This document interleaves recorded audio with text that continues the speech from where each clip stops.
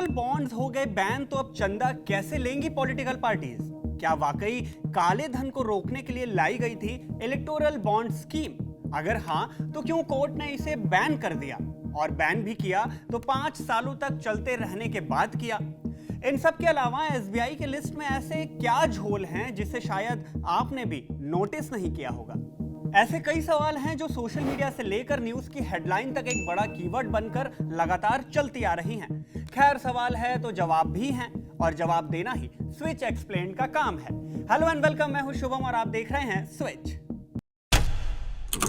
मेरे एक कलीग ने अपने एक वीडियो में कहा था, चुनाव लड़ने के लिए पैसा चाहिए होता है। माफ कीजिएगा, चुनाव लड़ने के लिए बहुत सारा पैसा चाहिए होता है। पैसे तो बहुत चाहिए होते हैं और ये पैसे चंदे के तौर पर मिलते हैं, जिसकी चर्चा इस वक्त जमकर हो रही है, खासकर इलेक्टोरल बॉन्ड की, जिसके बैन होने के बाद अब आप सोच रहे होंगे कि पॉलिटिकल पार्टीज को चंदा कैसे मिलेगा।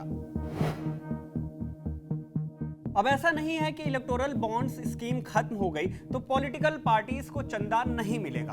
उन्हें चंदा लेने की वही पुरानी तकनीक का इस्तेमाल करना पड़ेगा, जिससे बचने के लिए साल 2017 में इलेक्टोरल बॉन्ड्स स्कीम को लागू करना पड़ा था।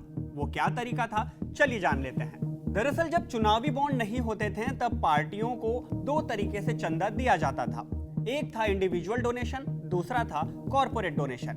इंडिविजुअल डोनेशन के तहत कोई भी व्यक्ति या संस्था किसी भी पार्टी को कैसे भी करके कैश में चंदा देती है। इसमें क्राउड फंडिंग और मेंबरशिप के तौर पर पार्टीज चंदा लेती हैं, लेकिन चंदे की राशि 2000 रुपए से ज्यादा नहीं हो सकती, वो 2000 से कम होनी चाहिए। आज से अगर हम 4-5 दशक पहले की बात करें तब पार्टियों के पास एक रसीद बुक हुआ करती थी। इस बुक को लेकर कार्यकर्ता घर घर जाते थे और लोगों से चंदा लेते थे। अब क्योंकि ये छोटे अमाउंट में डील होता है तो इसका कोई भी रिकॉर्ड नहीं होता।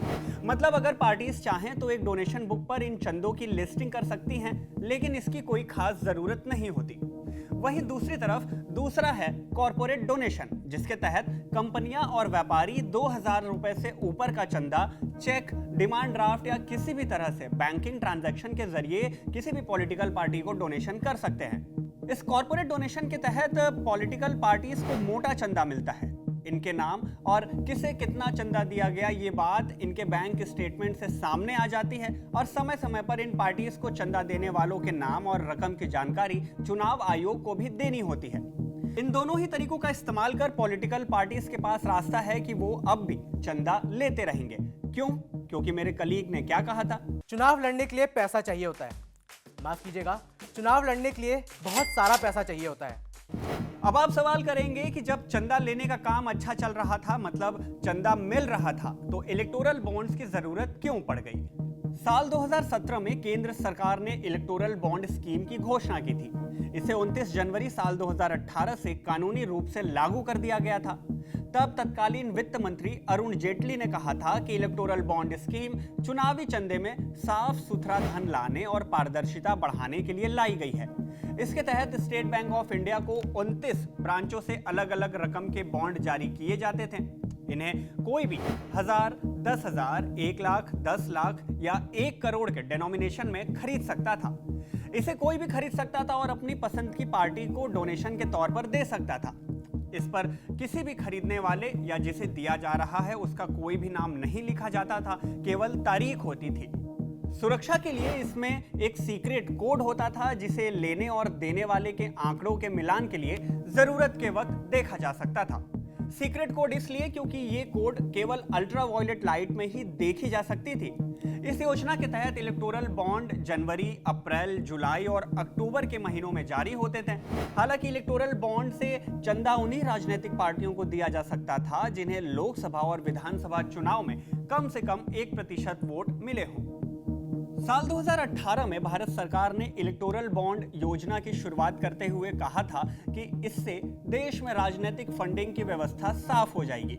हालांकि पिछले कुछ सालों में यह सवाल बार बार उठा कि इलेक्टोरल बॉन्ड के जरिए चंदा देने वालों की पहचान गुप्त रखी गई है, इसलिए इससे काले धन की आमद को बढ़ावा मिल सकता है।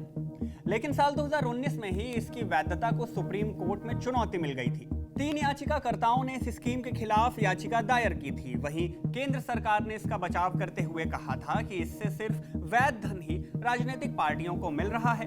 साथ ही सरकार ने गोपनीयता पर दलील दी थी कि डोनर की पहचान छिपाने का मकसद उन्हें राजनीतिक पार्टियों के टकरार से बचाना है। मतलब कि अगर पता चल जाए कि किसी ए नाम के व्यक्ति या किसी ए नाम की कंपनी ने किसी पॉलिटिकल पार्टी को डोनेशन दिया है, तो हो सकता है कि दूसरे पॉलिटिकल पार्टी उससे तंग करें या फिर उससे भी चंदा उगाही करने के लिए अलग अलग पैंतरे आजमाने लगे। इसलिए डोनर का नाम छिपाना बेहद जरूरी है। लेकिन सरकार की इस दलीलों के बावजूद भी 5 फरवरी साल 2024 को संविधान पीठ के सर्वसम्मत फैसले से सुप्रीम कोर्ट ने इलेक्टोरल बॉन्ड स्कीम को असंवैधानिक बताते हुए इसे रद्द कर दिया था।